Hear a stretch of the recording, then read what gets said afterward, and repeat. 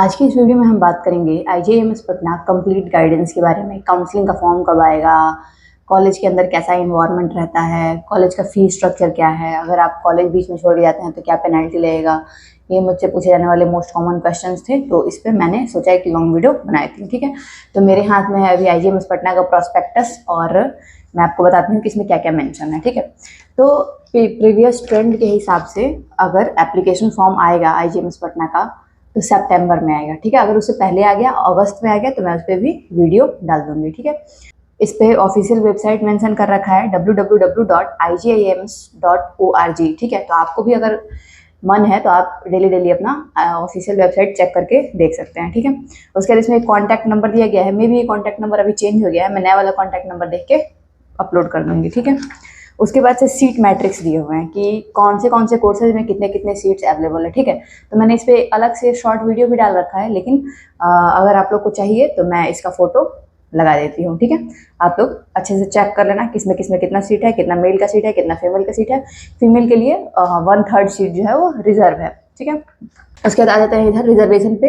तो रिजर्वेशन में है जो गवर्नमेंट ऑफ बिहार के रूल के अकॉर्डिंग 1/3 हॉरिजॉन्टल रिजर्वेशन है वुमेन के लिए और 5% horizontal reservation for person with disabilities, मतलब डिसेबल जो पर्सन है उनके लिए 5% रिजर्वेशन है। ठीक है, उसके बाद आ जाते हैं इसमें क्या क्या दिया हुआ है। देखो, जब आप लोग फॉर्म भरोगे ना काउंसलिंग का, तो फॉर्म भर के ना आईजीएमएस पटना के एड्रेस पे आपको इसको स्पीड पोस्ट करना है। ठीक है, स्पीड पोस्ट करना है तो उस टाइम पे ना आपको जो यूआर कैटेगरी वाले हैं, ईडब्ल्यूएस वाले हैं, बीसी ईबीसी डब्ल्यूईसी वाले हैं, उनको 1500 का डीडी बना के स्पीड पोस्ट करना है फॉर्म के साथ। ठीक है, और जो एससी एसटी वाले हैं उनको 1000 रुपये का डीडी बना के स्पीड पोस्ट करना है फॉर्म के साथ। ठीक है, अगर आपने डीडी बना के नहीं भेजा तो आपका फॉर्म रिजेक्ट हो जाएगा। ठीक है, तो ध्यान से फॉर्म को ध्यान से भरिएगा। अगर कोई दिक्कत होगा तो आपको हमको इंस्टाग्राम पे डीएम कर सकते हैं। ठीक है, उसके बाद है आपका फी स्ट्रक्चर दिया हुआ है। ठीक है, तो फी स्ट्रक्चर पे मैंने पहले भी वीडियो बनाया हुआ है बहुत सारा, और फिर से मैं आपको यहाँ पे लगा देती हूँ फी स्ट्रक्चर क्या है, आप अच्छे से देख लेना।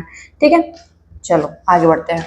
आगे क्या है, हाँ, हॉस्टल चार्जेस। तो देखो, पैरामेडिकल कोर्सेज में ना, यानी कि अलाइड हेल्थ कोर्सेज में ना किसी को भी हॉस्टल नहीं मिला है, सिर्फ जीएनएम को और बीएससी नर्सिंग को और एमबीबीएस को। आईजीएमएस पटना में इन्हीं लोगों को बस हॉस्टल मिलता है, बाकी लोगों को हॉस्टल नहीं मिलता है। ठीक है, तो जिनको मिलता है हॉस्टल, उसके हॉस्टल का चार्ज है 20,000 रुपया पर ईयर। ठीक है, और accommodation is provided eight IGMS campus. IGMS campus में ही मिलेगा और उसमें limited number of seats available है। ठीक है, एग्जामिनेशन फी भी है, तो जो मेन फी है ना उसमें वो तो मैंने लगा ही दिया है, एग्जामिनेशन फी भी लगता है जैसे जैसे एग्जाम होना होता है।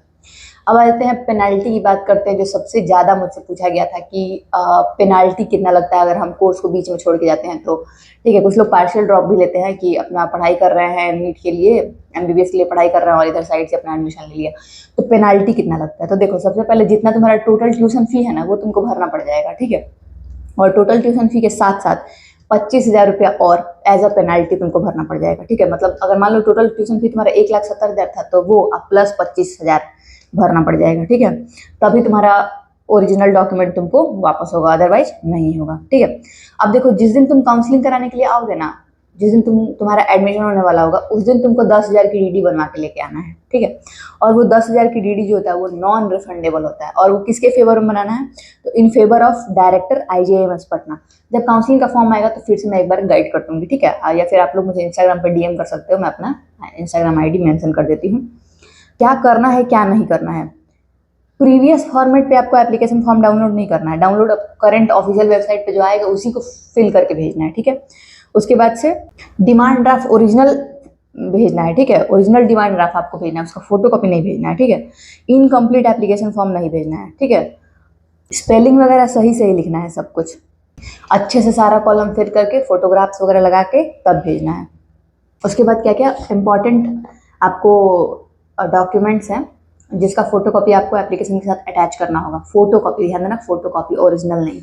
ठीक है, तो आपको मार्कशीट हो गया 10th का, पासिंग सर्टिफिकेट हो गया 10th का, पासिंग सर्टिफिकेट 12th का। इसका मैंने पहले भी वीडियो बना रखा है। नीट स्कोर कार्ड चाहिए, नीट एडमिट कार्ड चाहिए, डोमिसाइल चाहिए, सर्टिफिकेट चाहिए आपको, रिजर्वेशन सर्टिफिकेट चाहिए फादर के साइड का। ठीक है, ये सब मैंने पहले भी इस पर वीडियो बना रखा है और अलग से मैं इसको लगा भी देती हूँ आपको क्या क्या चाहिए। ठीक है, उसके बाद से ये तो हो गया जब आप वो फॉर्म एप्लीकेशन का फॉर्म भेजोगे आईजीएमएस पटना के एड्रेस पे, तब साथ में ही सब भेजना है। जब आप काउंसलिंग में पार्टिसिपेट करोगे ऑफलाइन काउंसलिंग होगा, आईजीएमएस में जाके होगा, ठीक है। उसका वेन्यू ऑडिटोरियम है। जब काउंसलिंग वाला दिन आएगा ना तो उस दिन मैं ऑडिटोरियम का भी एक वीडियो डाल दूंगी, ठीक है। सब्सक्राइब कर लेना, सारा अपडेट मिल जाएगा। तो जब आप काउंसलिंग में जाओगे तो आपको कौन कौन सा ओरिजिनल डॉक्यूमेंट लेके जाना पड़ेगा। तो सबसे पहला है मैट्रिकुलेशन सर्टिफिकेट लेके जाना होगा, इंटरमीडिएट का सर्टिफिकेट आपको ओरिजिनल सब लेके जाना, एडमिट कार्ड सब रख लेना, जितना तुम्हारा ओरिजिनल है ना सब रख लेना। हम तो पूरा फाइल लेके गए थे, उसमें से जो मांगे निकाल के दे दो, जो मांगे निकाल के दे दो, लेकिन जो इंपॉर्टेंट है वो जान लो क्या क्या है, ठीक है। तो ये हो गया तुम्हारा 10th का सर्टिफिकेट, 12th का certificate, college leaving certificate, migration certificate, ठीक है। एफिडेविट चाहिए अगर तुमने कहीं और पे भी एडमिशन ले रखा है तो affidavit that the student is not pursuing any other course in other university at the time of admission, ठीक है। उसके बाद से तुम्हारा अगर तुमने बीच में अपना टाइम वेस्ट किया है, इधर उधर कहीं एडमिशन नहीं लिया है 12th के बाद से, तो गैप सर्टिफिकेट चाहिए, ठीक है। तो गैप सर्टिफिकेट बनवा लेना। डिसेबिलिटी, अगर कोई डिसेबल पर्सन है तो उसको डिसेबिलिटी ज़रा सर्टिफिकेट है उसका वो चाहिए, ठीक है। और उसके बाद से आईएनसी गाइडलाइन के हिसाब से आपको जनरल कैटेगरी से है तो 50 परसेंटाइल होना चाहिए 12th में, और अगर आप EWS है, EBC है, SC ST है तो 36.5, 34, 32 परसेंटाइल होना चाहिए, ठीक है। उसके बाद अगर सीट वैकेंट रहा तो थर्ड राउंड काउंसलिंग होता है, अदरवाइज ना फर्स्ट राउंड और सेकंड राउंड काउंसलिंग में ही सीट फुल हो जाता है, ठीक है। तो सीट खाली रहा तो थर्ड राउंड काउंसलिंग होगा, तो कम से कम बच्चे वाले को भी उसमें एडमिशन मिल सकता है, ठीक है। अब देखो जो तुम्हारा कास्ट सर्टिफिकेट है ना वो तुम्हारा BDO और SDO से इशू हुआ चाहिए, ठीक है। तो ये चीज़ ध्यान रखना। उसके बाद आ जाओ, जिसका भी कास्ट सर्टिफिकेट BC EBC उसका ना BDO SDO से तुम्हारा इशू हुआ होना चाहिए, ठीक है। अब आ जाओ, हाँ एप्लीकेशन जब तुम भेजोगे स्पीड पोस्ट करोगे तो उसमें ओरिजिनल डॉक्यूमेंट नहीं भेजना है, फोटो कॉपी भेजना है। जब तुम आओगे काउंसलिंग में अपीयर होगे तब तुमको ओरिजिनल लेके आना है। अब कुछ रूल्स एंड रेगुलेशंस हैं, स्टूडेंट जो है अपने क्लास को विदाउट परमिशन ऐसे नहीं जा सकते हैं छोड़ के, है ना। HOD department head of department को बता के जाना है आप लोगों को, आइडेंटिटी कार्ड पहन के घूमना है, आपको आइडेंटिटी कार्ड मिलेगा कॉलेज में आने के बाद, उसका भी 200 रुपये लगता है, वो भी फ्री में नहीं मिलता है, ठीक है। उसके बाद एप्रन वगैरह आपको खुद ही खरीदना होगा, एप्रन वगैरह आपको कॉलेज प्रोवाइड नहीं कराएगा, ठीक है। ये कुछ रूल्स रेगुलेशन है, और आपको एप्रन पहन के घूमना है कैंपस में, ठीक है।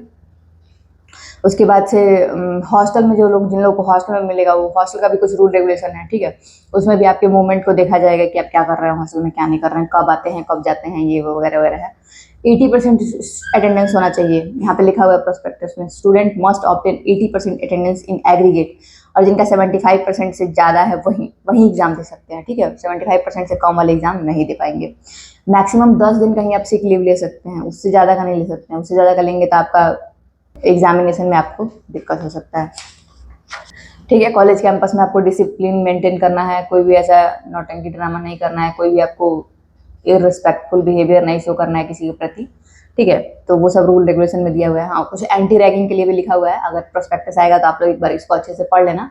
जब आएगा नया वाला प्रोस्पेक्टस 2026 का तो मैं आप लोग को इन्फॉर्म कर दूंगी, तो सब्सक्राइब करके रखना ताकि आप लोग को सब कुछ पता चले।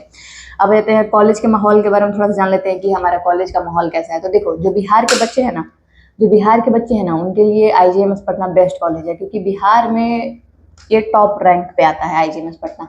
लेकिन अगर कोई बाहर से आ रहा है ना, अदर स्टेट से आ रहा है, तो उसको यहाँ पे अच्छा नहीं लगेगा, उसका यहाँ पे लगेगा कि क्या कॉलेज लाइफ है, कोई कॉलेज लाइफ नहीं है, अच्छा नहीं है, ये है वो है, क्योंकि उसने और अच्छे अच्छे कॉलेजेस को देख रखे हैं। तो बिहार के बच्चों के लिए अच्छा कॉलेज है, पर कोई बाहर से आ रहा है तो उसके लिए ये उतना बढ़िया कॉलेज नहीं है, ठीक है। बाकी बात करते हैं तो कॉलेज में फेस्ट वगैरह होता है, कॉलेज का माहौल अच्छा है। फर्स्ट ईयर में थोड़ा सा बच्चों को लगता है कि कहाँ आ गए हैं, कुछ अच्छा नहीं है, ये धीरे धीरे बच्चे ढल जाते हैं तो उनको अच्छा फील होता है, ठीक है। तो यही है। अच्छा, नर्सिंग का अपना अलग कॉलेज है, MBBS का और पैरामेडिक्स का सेम ही कॉलेज है, ठीक है। तो थोड़ा बहुत इशू आता है। बाकी अगर आपको और भी कुछ जानना है तो मुझे कमेंट कर लीजिएगा, मैं सब कुछ बता दूंगी। चलिए बाय।